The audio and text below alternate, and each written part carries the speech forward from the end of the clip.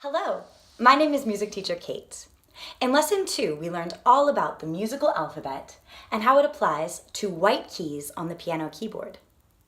Some of us may have been wondering the whole time, what about the black keys, dude? The black keys are named based on that very basic musical alphabet we learned on white piano keys. It's important to know that every single black key has not just one, but two common names. And this, my friends, is right where our knowledge of the half step comes in so handy. In music, we have what we call accidentals, and accidentals move our notes higher or lower by half steps. The most commonly seen accidentals are the sharp sign, the flat sign, and the natural sign.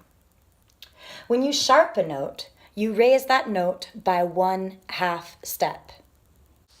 When you flat a note, you lower that note by 1/2 step.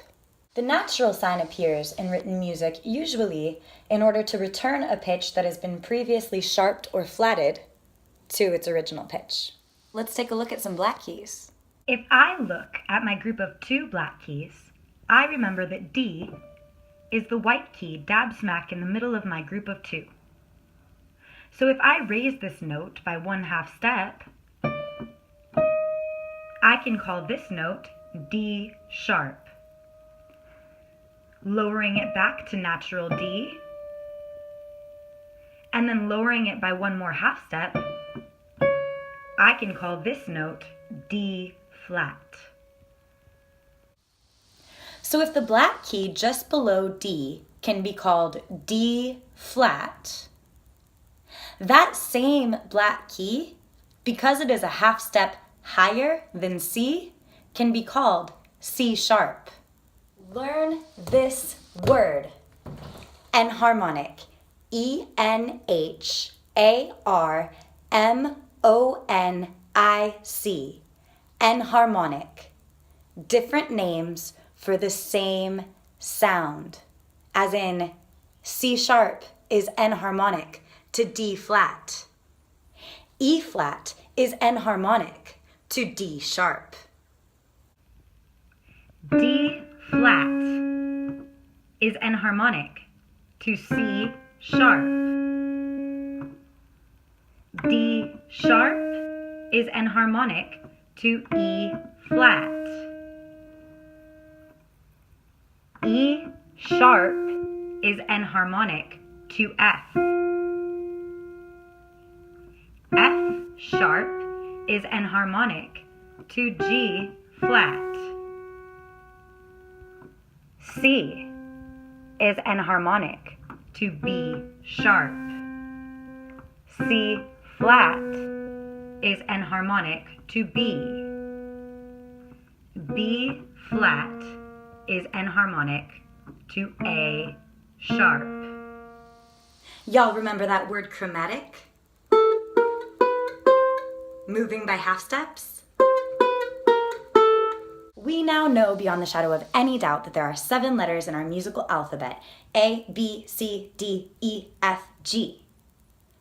In our chromatic musical alphabet, which moves by half steps, of course, we have 12 total pitches because we're working in a 12-tone system with the half step as the smallest increment of sound, the smallest unit of music. It's all adding up. To name the pitches of our chromatic musical alphabet, starting from A. Next is A sharp, which could also be called B flat. Then we have B, which could also be called C flat. Then, of course, C, which could also be called B sharp. Then C sharp, which is enharmonic to D flat. Then D. Then D sharp, which is enharmonic to E flat. Then E, which can also be called F flat. Then F, which can also be called E sharp. F sharp, enharmonic to G flat. G, G sharp, enharmonic to A flat. And then, of course, we come back to A. There are 1, 2, 3, 4, 5, 6, 7, 8, 9, 10, 11, 12 total pitches in our chromatic musical alphabet.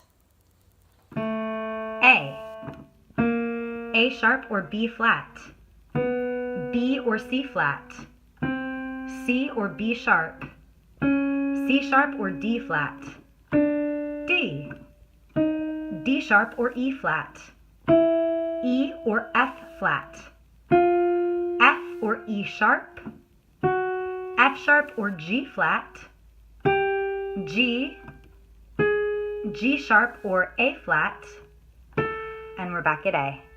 Now, you may have heard these terms sharp and flat used in a more general musical context. For example, their singing was sharp.